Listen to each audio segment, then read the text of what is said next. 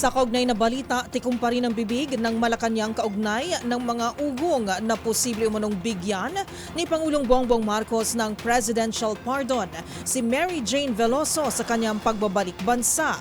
Ang mga detalye ibabalita live ni Let Narciso. Miss Let.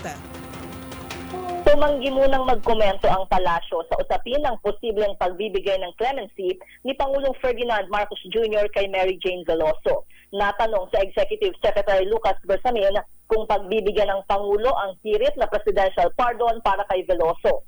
Ayon kay Bersamin, marami pang pwedeng mangyari. Sa ngayon, mas gustuan niyang tutukan ni Pangulong Marcos ang pagpapauwi kay Mary Jane ng walang pagkabalam.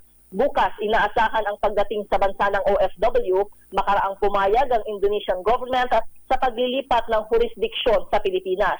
Sinundo na si Mary Jane kagabi ng mga tauhan ng National Bureau of Investigation at Bureau of Correction sa Indonesia.